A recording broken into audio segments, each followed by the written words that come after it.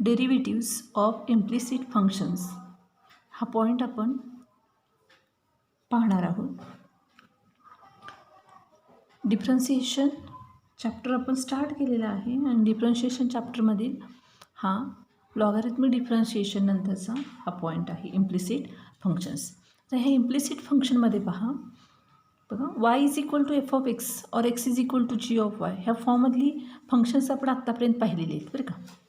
तर हा जो फॉर्म आहे ह्या फॉर्मला आपण काय म्हणणार आहे म्हणजे काय तर एक्स आणि वाय आपण म्हणजे दोन्ही वेगवेगळ्या बाजूला लिहू शकतो.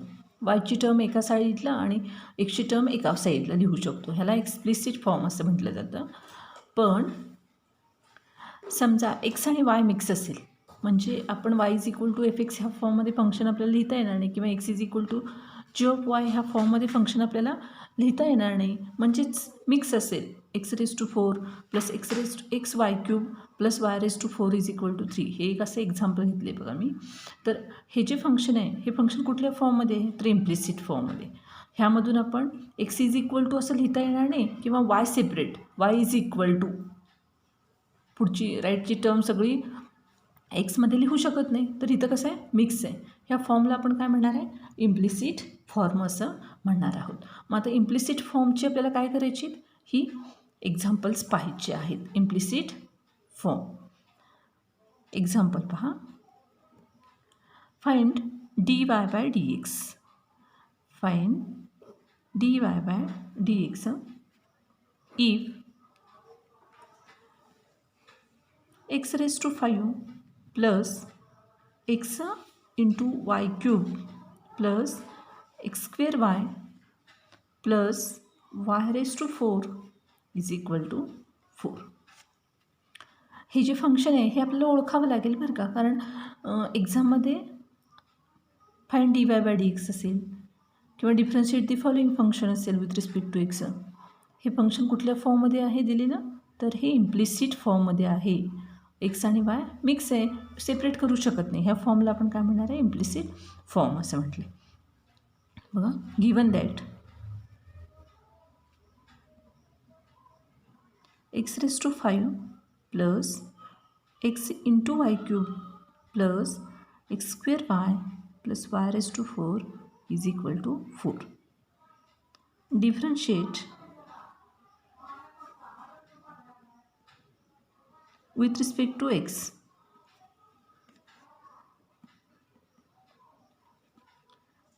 Derivative of x raised to 5 plus d by dx. Derivative of x into y cube plus derivative of x square y plus derivative of y raised to 4 is equal to derivative of 4 with respect to हे सर्व x म्हटले आपण. मग आता बघा x raise to 5 हा कुठल्या फॉर्ममध्ये एक्स रेस टू एनच्या. ह्याचं डेरिव्हेटिव्ह काय एक्स रेस टू एनचं derivative n into x raise to n minus 1. Derivative of x raise to n into x raise to n minus 1. मग हाच रिझल्ट इथे वापरूया 5 into x raise to 4 plus आता इथं पहा एक्स इंटू वाय क्यूब ही दोन फंक्शन्स आहेत आणि त्यांचा प्रोडक्ट आहे.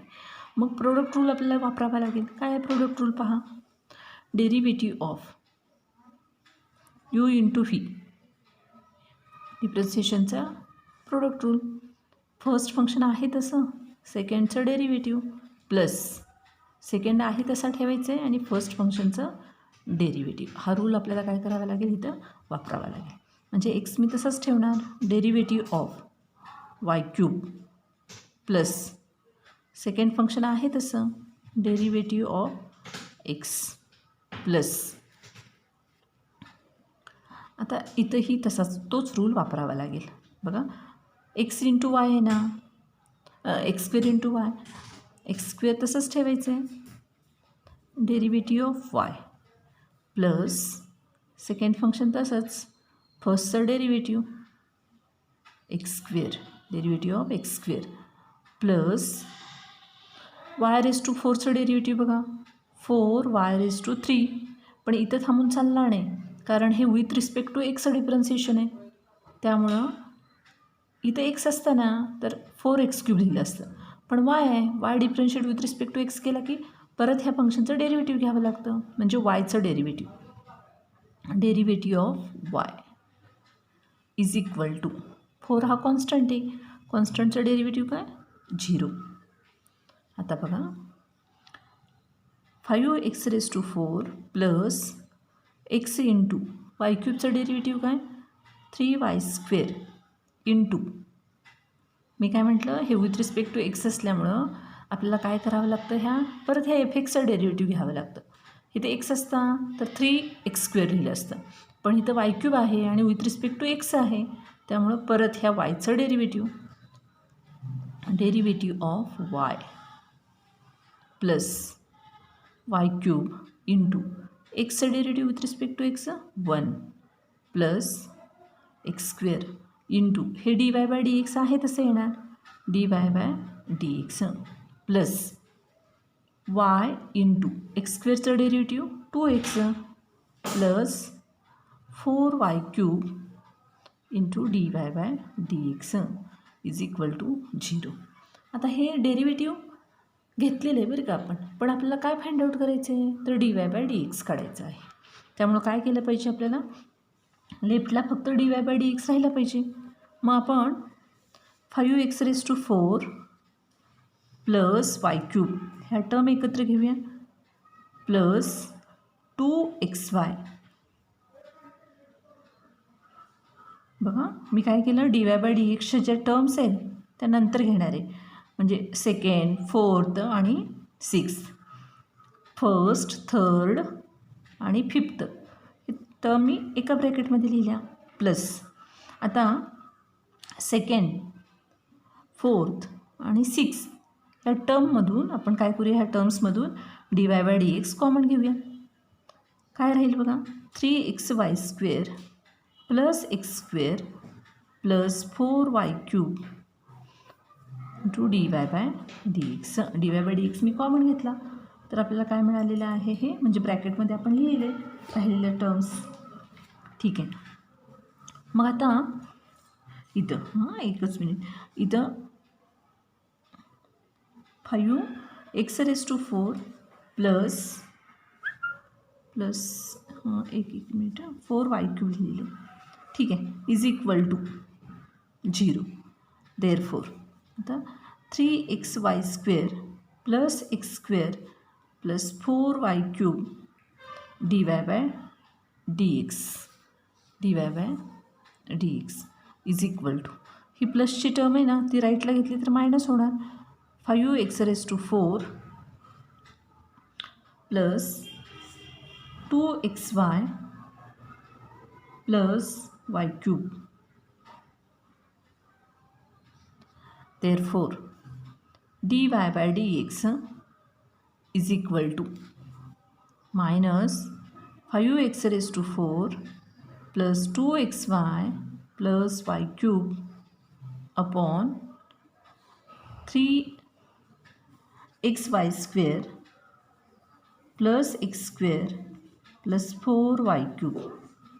मग हे आहे असं लिहिलं तरी चालेल किंवा सुरुवातीला x² टर्म लिहिली तरी चालेल, नंतर xy आणि नंतर y³ची, म्हणजेच dy/dx is equal to minus 5x⁴ plus 2xy plus y³ upon x² plus 3xy² plus 4y³. ठीक आहे, हे आपण काय मिळवलं dy/dx. दिलेलं फंक्शन कुठलं होतं तर हे इम्प्लिसिट फॉर्ममध्ये फंक्शन होतं आणि ह्याचं डेरिव्हेटिव्ह म्हणजेच फाइंड dy/dx इफ असा क्वेश्चन असेल. ठीक आहे, सेकंड एक्झाम्पल पहा.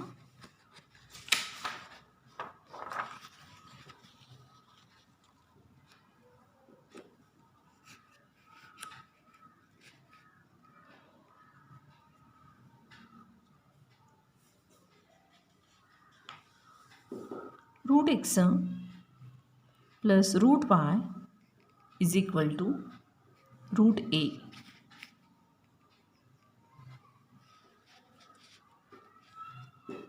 काय आहे बघा आता, दिलेले फंक्शन जे आहे ते root x plus root y is equal to root हे इम्प्लिसिट फॉर्ममध्ये आहे.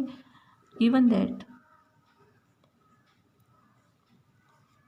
Route x plus root y is equal to root A.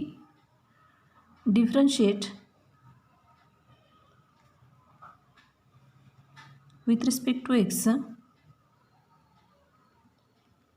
differentiating both sides with respect to x, then we get derivative of dy dx root x plus dy dx root y is equal to dy dx root a. कसं म्हणतोय बघा आपण, differentiate म्हटलं किंवा derivative म्हटलं तर इथं कसं लिहिणार आहे आपण, d by D x of root एक्सचं डेरिव्हेटिव्ह काय आहे बघा, 1/2 रूट एक्स प्लस हे विथ रिस्पेक्ट टू एक्सचं डिफरन्शिएट केले बरं का. त्यामुळं परत ह्या एक्सचं डेरिव्हेटिव्ह घेतलं तर किती येणार, 1 येणार. लिहिलं का नाही लिहिलं का फरक पडणार नाही. रूट वायचं डेरिव्हेटिव्ह बघा 1/2 रूट वाय, पण हे विथ रिस्पेक्ट टू एक्स असल्यामुळं परत ह्या वायचं डेरिव्हेटिव्ह घ्यावं लागतं. म्हणजे काय, d by D x y. लिहिताना कसं लिहिणार, d y by D x. Root हे हा कॉन्स्टंट आहे, त्याचं डेरिव्हेटिव्ह 0. म्हणजे 1/2 root x plus 1/2 root y into d y by D x is equal to 0. Therefore 1/2 root y d y by D x is equal to, हा plus 1/2 root x आहे ना, उजव्या बाजूला राईटला गेला तर मायनस होणार. Therefore d y by D x is equal to,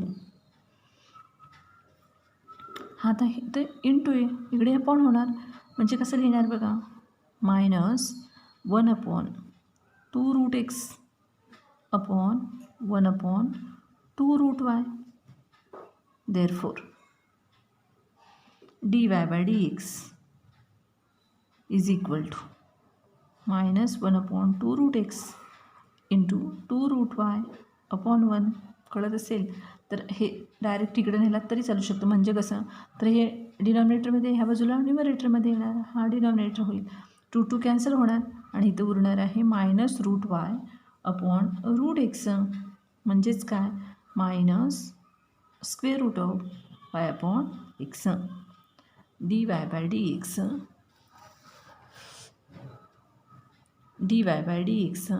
is equal to minus root y upon x. बरं ठीक आहे, हे मी भौतिक लिहिताना खाली खाली होत गेलं, ते राहत गेलं बघा. D y by D x is equal to minus 1/2 root x आहे, तर ही लेफ्टचा 1/2 रूट वाय आपण इकडं काय घेतला, डिनॉमिनेटरमध्ये, किंवा काय म्हणू शकतो, हा 2 रूट वाय इकडं न्यूमरेटरमध्ये शिफ्ट होईल आणि हा 1 डिनॉमिनेटरमध्ये. 2 कॅन्सल होणार इथे आणि शिल्लक राहणार काय, root y upon root x, म्हणजे square root of y upon x.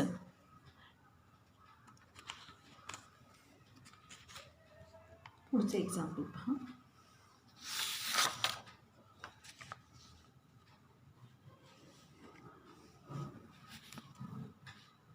Third,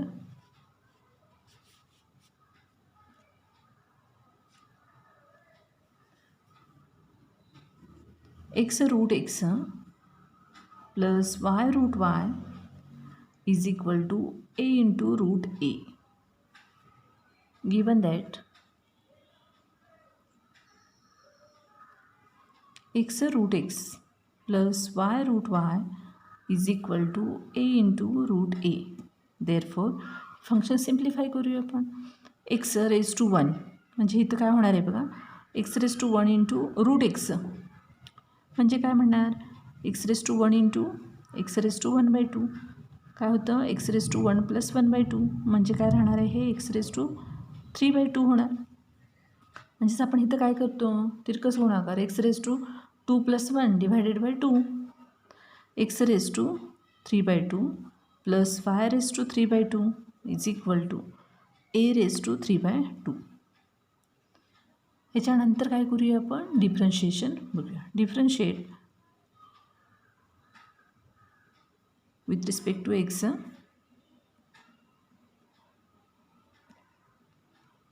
D by D x of x raise to 3/2 plus d by D x of y raise to 3/2 derivative of a raise to 3/2.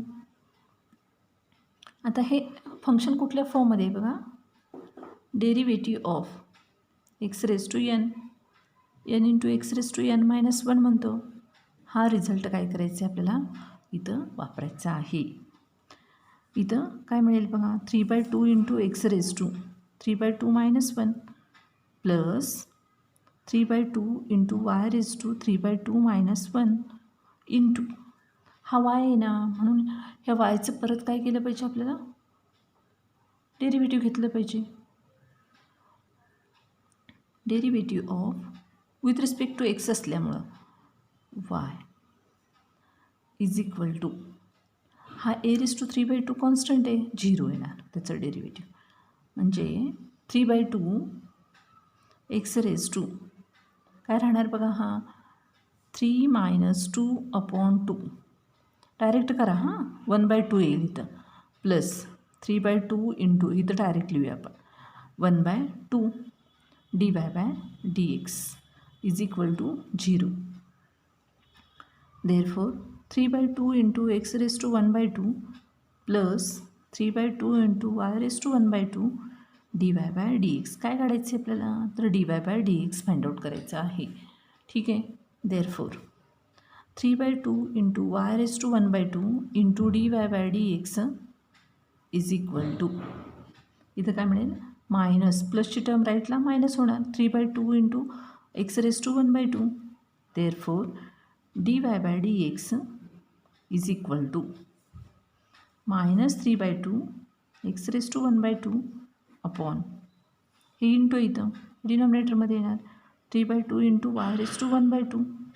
3/2 cancel होणार, राहणार काय आहे बघा, d y by D x is equal to minus x raise to 1/2 upon y raise to 1/2.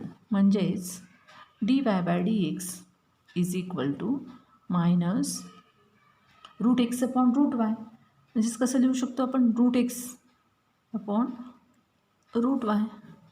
हे आपल्याला minus square root of x upon y असं लिहिता येईल.